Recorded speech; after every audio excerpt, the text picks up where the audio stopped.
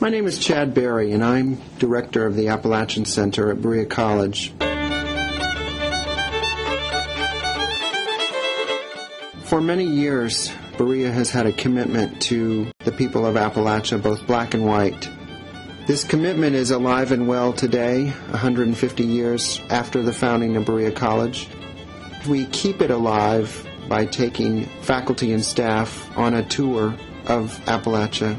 This year we were privileged to have Berea alumnus O'Neill Arnold accompany us and document the tour portion with wonderful photographs.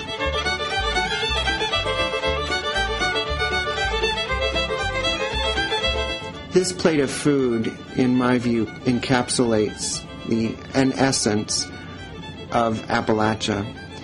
This is a big spread of food that was provided to us by a large extended family in southern West Virginia, and we had just a glorious day in them, fellowshipping with them, visiting with them, and of course eating their wonderful cooking. This is Buddy Allen Muncie, and Buddy grew up in southern West Virginia in this extended family of Muncies, but like many young people, he moved away where there were jobs and more economic opportunity, and so today he lives in South Carolina where he works. But he came back, he was back in town the weekend we were there, and stood for a picture. While we were at the Muncies, we of course had to do some traditional dance, and I think O'Neill captures really one of the wonderful things about traditional dance in Appalachia, and that's the community that results from the experience. There were lots of views of the Muncie cabin, but this stove that was sitting outdoors with a couple of coffee pots, there was some coffee in it, good old strong coffee that will awaken you on a cool, damp morning in Appalachia. This was just a wonderful shot. When the willow starts to weep, winter winds have died. We also went to the top of the holler of the mountains to get a view across southern West Virginia. Today there are many gas mines through these parts. Not much surface mining of coal at all. Most of the coal is still buried deep, 600 feet below the surface. And of course, everybody these days has to have at least one four-wheeler. And that's the vehicle of choice in many ways in the hills and hollers of central and southern Appalachia. You also occasionally need a four-wheel drive pickup too, and you can see this yellow pickup truck was used to take our entire group, which was large, about 40 people, up to the top of the mountain for some nice views as the sun was going down. The Muncie family cabin is rich with, I guess you might say, provenance, and here by somebody's straw hat is maybe a record of, I guess you'd say, lost love. This is just a glorious picture as we were coming back down the mountain. The sun was starting to set. It was humid and damp, but still warm, and the sunlight comes right through those beautiful trees. This picture is from War, West Virginia. We could only get our long Berea bus up so far. On this particular visit, we had a flat tire on the bus, and we were somewhat amazed once we pulled over here that within 10 minutes we had all kinds of offers of help from the community, and within an hour or two we had that large bus tire changed thanks to the wonderful people in War. As we were leaving West Virginia, O'Neill got some beautiful shots of the mist starting to burn off as the sun got hotter. Beautiful pictures. And this photo of the two cars on the curvy road in southern West Virginia really epitomizes some of these really banked two-lane roads up in the hills and mountains of Appalachia. Driven on these roads, you know exactly what this photograph is about. And of course he managed to get one with the coal truck going around a curve as well. This picture of the train coming through War, West Virginia really is significant because as you watch it, it'll take 100 or 150 cars completely loaded with coal, pulverized coal, ready to go to a steam plant or generating plant. This is an image of the East Tennessee State University and General Shale Brick fossil site at Gray, Tennessee, and it's a really wonderful museum that was constructed as a road crew discovered some pretty incredible fossils. It represents, I think, some new thinking about the region and about its assets and benefits and its history and culture. When you're in a bus all day, once you reach your destination, you've just got to go out and do a few aerial somersaults. And here one of our Danish exchange members, Nels, couldn't wait to get out of the bus once we arrived at Highlander and do a few aerial somersaults. One of the heroes, in my view, of Appalachia are Guy and Candy Carawan, and they have been longtime residents and educators at Highlander Center in East Tennessee. And we were very fortunate this year to be able to spend some time with them, hearing about their incredible lives spent in activism and social change and teaching and education.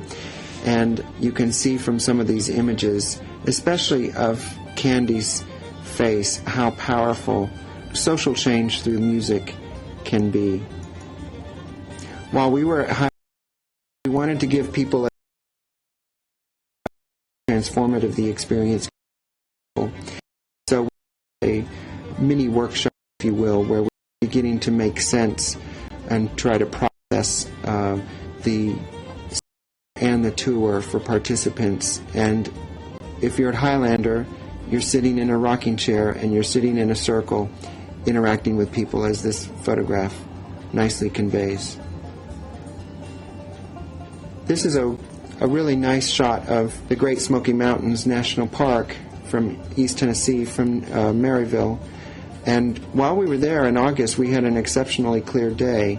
Those are rare occurrences in East Tennessee because of the smog and pollution that unfortunately settles in and around East Tennessee and Western Carolina. So that in 1920, most days you had a visibility of about 70 miles. The average at the end of the 20th century, beginning of the 21st century, was down to about 20 miles. Again, our Highlander visit was spent beginning to process the experience, and here's a wonderful shot that O'Neill got of the intensity of the experience and the conversation here in a small group. This is a glorious view of Highlander as the sun was going down. You can see the Smoky Mountains off in the distance and the pastoral setting in the foreground.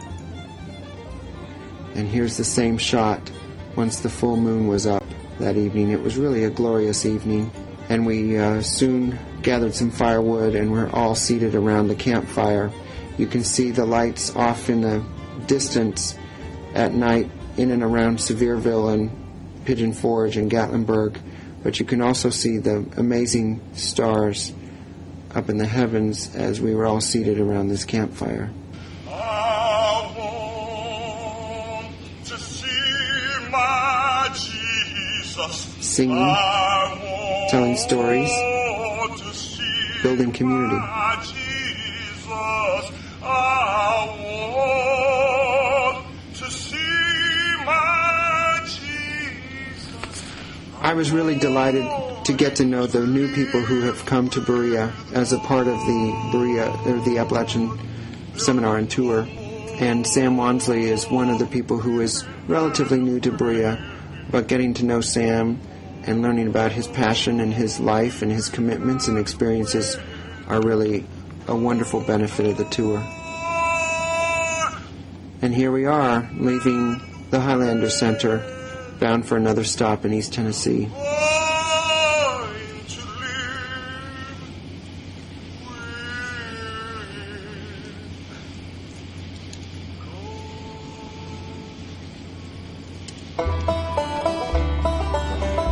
We were really fortunate to be able to come to Blackberry Farm, which is in Wallen, Tennessee. We intentionally wanted to go there to contrast experiences that we had in West Virginia, for example, in communities that were struggling economically. We wanted to challenge people's preconceptions about Appalachia by showing them a place where some of the countries and the world's wealthiest people come to relax and to enjoy a leisurely experience. And so we were invited to Blackberry Farm, where we learned about the effort to grow much of the food that is used in the kitchens of Blackberry Farm, and then we enjoyed a really nice lunch out near the garden. This picture of the flower and the bee, I think, is a really wonderful reminder about this tour when it takes place in August, in late summer as it's winding down. It's really nice to see summer through O'Neill's eyes. And here we are with John Kirkendall, who is the gardener at Blackberry Farm, who's really got an incredible passion about heirloom seeds, has done amazing work through the years, saving seeds, growing them, protecting them, cultivating them, nurturing them for future generations. And these are some of John's seeds that he keeps in the gardening shed and uses each year at Blackberry and in his own garden. This is Mr. Bobby Kane. As he was growing up and going to school in Clinton, Tennessee, he found himself in the crosshairs of history and went on to become the first African-American male to graduate from a publicly integrated high school in the South. And here is Mr. Bobby Kane seated in the former Green McAdoo School, which was a school for African-American young people. But Mr. Kane eventually went on and graduated from Clinton High School. Now the Green McAdoo School is the Green McAdoo Cultural Center, and it tells the story of this really scary but also empowering and inspiring time in the South's and Appalachia's history and the history of integration. And here is Mr. Kane, who, as one of the Clinton 12, is standing next to the statue of him as a young man walking to the Clinton High School. Very powerful picture, I think.